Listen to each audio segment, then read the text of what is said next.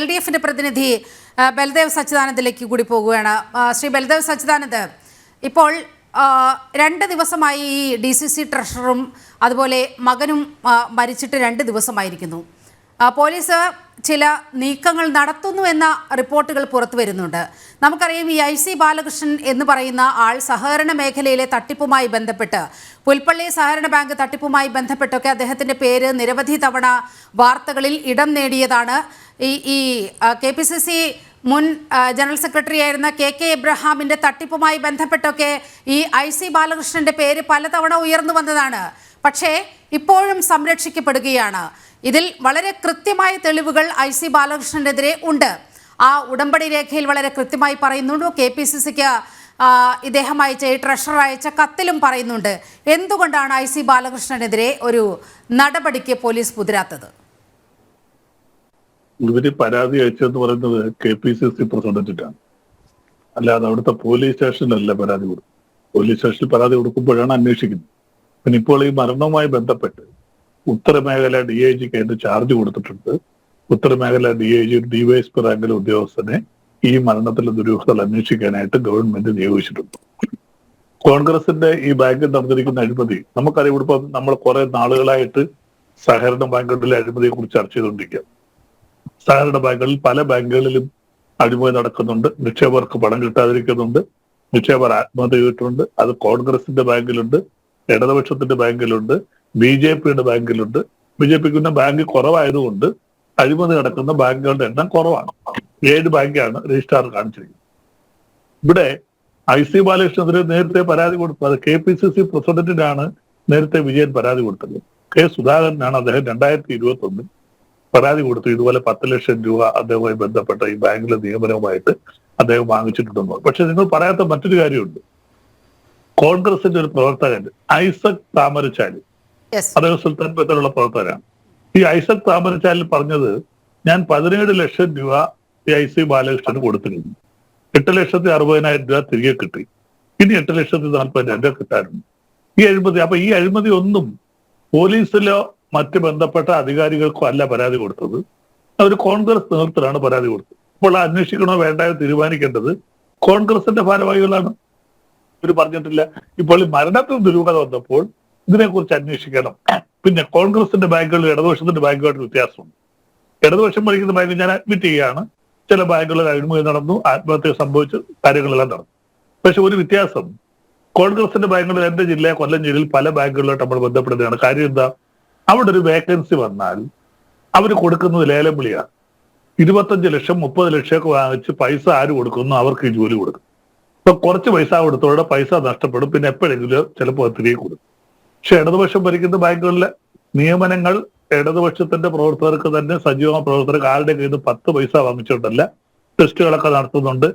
ആരുടെ കയ്യിൽ നിന്ന് 1 പൈസ വാങ്ങിക്കാറില്ല, അർഹതപ്പെട്ടവർക്കാണ് കൊടുക്കുന്നത്. പക്ഷെ കോൺഗ്രസിന്റെ ബാങ്കുകളിൽ എപ്പോഴും നമ്മൾ കണ്ടുവരുന്നത്, എന്റെ നാട്ടിൽ ഇങ്ങനെയുള്ള പ്രശ്നങ്ങൾ ഉണ്ടായിട്ടുണ്ട്. പലരുടെയും കയ്യിൽ നിന്ന് 25 ലക്ഷം 30 ലക്ഷം ഒക്കെ വാങ്ങിക്കും. 4 പേരുടെ കയ്യിൽ നിന്ന് വാങ്ങിക്കും. ഒരാൾക്ക് ജോലി കൊടുക്കാൻ പറ്റും. മറ്റുള്ളവരുടെ പൈസ പലപ്പോഴുമായിട്ട് അത് തിരിച്ചു കൊടുക്കും നിയമനവുമായി ബന്ധപ്പെട്ട്. മറ്റേ ഞാൻ ഈ പറഞ്ഞതുകൊണ്ട് ഇടതുപക്ഷത്തിന്റെ ബാങ്കുകളിൽ ഉണ്ടായിരുന്ന സംഭവങ്ങൾ ഞാൻ ന്യായീകരിക്കുകയല്ല. നമുക്കറിയാം, കരുവന്നൂരും ഈ അടുത്ത സമയത്ത് എടുക്കേണ്ട നമ്മുടെ സംഭവങ്ങളൊക്കെ വളരെയധികം വിഷമിപ്പിക്കുന്നതാണ്. അവരുടെ പണം തിരികെ കൊടുക്കാൻ പറ്റാഞ്ഞതുകൊണ്ട് അവിടെ ആൾക്കാർ ആത്മഹത്യ ചെയ്ത സംഭവങ്ങൾ ഉണ്ടായിട്ടുണ്ട്. അത് ഇടുക്കിയിലെ കട്ടപ്പനയിൽ നടന്നിട്ടുണ്ട്. വയനാട്ടിലെ പുൽപ്പള്ളിയിൽ KP സെക്രട്ടറി ആയിട്ട് എബ്രഹാമായിട്ട് നടന്നിട്ടുണ്ട്. ഇതൊന്നും നമുക്ക് ന്യായീകരിക്കാൻ പറ്റില്ല. ഇപ്പോൾ സഹകരണ മേഖല, കേരളത്തിലെ സഹകരണ മേഖല ലോകത്തിന് തന്നെ, ഇന്ത്യയിലല്ല, ഏറ്റവും ശക്തമായ ഒരു സഹകരണ മേഖലയും ജനങ്ങൾ ഏറ്റവും കൂടുതൽ ആശ്രയിക്കുന്ന ഒരു മേഖലയുമാണ്. പെട്ടെന്ന് ചെന്നാൽ ഒരു 10,000 രൂപ കിട്ടാൻ നാഷണലിസ്റ്റ് ബാങ്കിന് കിട്ടില്ല, സഹകരണ ബാങ്കിന് കിട്ടും. പക്ഷെ ആ സഹകരണ ബാങ്കുകളിൽ വളരെ കുറച്ചേ ഉള്ളെങ്കിൽ പോലും ഒരു 1-2% ഈ അഴിമതി. കാര്യം 8,000 ചില്ലാനം സഹകരണ സ്ഥാപനങ്ങളുണ്ട് ഇവിടെ. ഈ അഴിമതിയായിട്ട് രജിസ്ട്രാർ കാണിച്ചിരിക്കുന്നതായിട്ട് 300 ചില്ലാനം ബാങ്കുകളാണ്. അഴിമതി, അതെല്ലാം അഴിമതിയല്ല, കൃത്യമായിട്ട് ആഡിറ്റ് കൊടുക്കാത്തതോ ആഡിറ്റിനകത്ത് ചില ഒബ്ജക്ഷൻ വരുന്നതോ അതെല്ലാം കൂടെ ചേർത്താണ് ഈ 300 ചില്ലാനം എന്ന് പറയുന്നത്.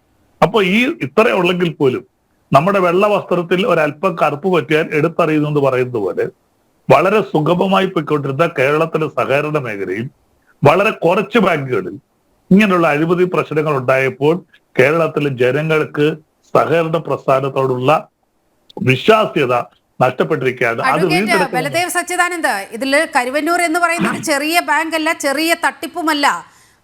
400 കോടിയുടെ അടുത്ത് വലിയ കൊള്ള നടന്ന സഹകരണ സ്ഥാപനമാണ് കരുവന്നൂർ ബാങ്ക് എന്നുള്ളത്. അപ്പോൾ അവിടെയും ഇത്തരത്തിൽ ക്രമക്കേടുകൾ നടക്കുന്നുണ്ട് എന്ന് പറയുന്നുണ്ടെങ്കിലും അങ്ങ് സാമാന്യവൽക്കരിച്ച് പോവുകയാണ് ഈ പ്രശ്നത്തിൽ.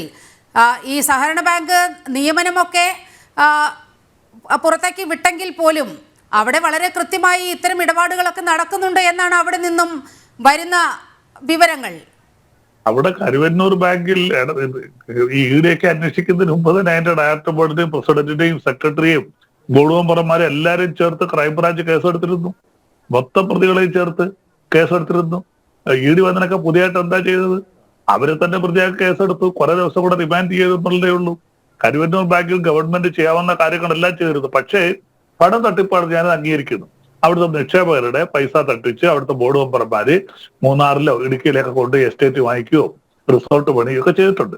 അത് ബോർഡ് മെമ്പർമാർ ചെയ്തിട്ടുണ്ട്. അവർക്കൊക്കെ നടപടിയെടുത്തു. പാർട്ടിയിൽ നിന്ന് പുറത്താക്കി. അവരെ ക്രൈംബ്രാഞ്ചിന്റെ കേസെടുത്ത് അവർ റിമാൻഡിൽ കഴിഞ്ഞു. അതിനുശേഷം ഇഡി അന്വേഷിക്കാൻ വന്നു. അത് ഞങ്ങൾ അഡ്മിറ്റ് ചെയ്യുന്നുണ്ടല്ലോ, ചില ബാങ്കുകളിൽ ഇങ്ങനെയുള്ള സംഭവങ്ങൾ നടന്നിട്ടുണ്ട്. അത് ഭൂരിപക്ഷം വരുന്ന ബാങ്കുകളെ ബാധിക്കുന്നതല്ല. പക്ഷെ നമ്മൾ എടുത്തു കാണിക്കുന്നത് തീർച്ചയായിട്ടും ഇങ്ങനെ ഉണ്ടാകുന്ന ചെറിയ ചെറിയ സംഭവങ്ങളാണ്. ആ സംഭവങ്ങളിൽ നിന്ന് ഒരിക്കലും ന്യായീകരിക്കാൻ പറ്റില്ല. കാരണം പാവപ്പെട്ടവർ കൊണ്ടുചെന്ന് നിക്ഷേപിക്കുന്ന പൈസയാണ് സഹകരണ ബാങ്കുകളിലെ പൈസ. ആ പൈസ അവർ കൃത്യസമയം തിരിച്ചു കിട്ടണം. ആശുപത്രി ചികിത്സയ്ക്ക് വേണ്ടി അവരോട് ചെല്ലുന്നു, അല്ലെങ്കിൽ കുട്ടികളുടെ കല്യാണത്തിന് വേണ്ടി ചെല്ലുന്നു. അങ്ങനെ പല കാര്യങ്ങളുമായി ബന്ധപ്പെട്ടാണ് പെട്ടെന്ന് ചെല്ലുന്നത്. അപ്പോൾ ആ പണം തിരികെ കിട്ടിയില്ലെങ്കിൽ തീർച്ചയായിട്ടും അവർക്ക് അങ്ങേയറ്റത്തെ വിഷമം ഉണ്ടാവും. കരുവന്നൂരല്ല, ഒരു ബാങ്കിലും ഇങ്ങനെയുള്ള ധാരണ സംഭവങ്ങൾ ഒന്നും തന്നെ സംഭവിക്കാൻ പാടില്ല. നിക്ഷേപകർക്ക് കൃത്യമായിട്ട് പലിശ സഹിതം ആ തുക തിരിച്ചു കൊടുക്കാൻ നാഷണലൈസ്ഡ് ബാങ്കുകളെ പോലെ തന്നെ സഹകരണ ബാങ്കിലെ സ്ഥാപനങ്ങളും അതിന്റെ ഭരണാധികാരികളും പരിപൂർണമായിട്ട് ബാധ്യസ്ഥരാണ്. അതിനെതിരെ അങ്ങനെ ചെയ്യുന്നില്ല എന്നുണ്ടെങ്കിൽ ശക്തമായ നടപടികൾ ഉണ്ടാകണമെന്ന അഭിപ്രായക്കാരാണ് ഞങ്ങളെല്ലാവരും. ഓക്കെ, IC ബാലകൃഷ്ണന്റെ കാര്യത്തിൽ അത്തരത്തിലൊരു നടപടി ഇതുവരെ ഉണ്ടായിട്ടില്ല.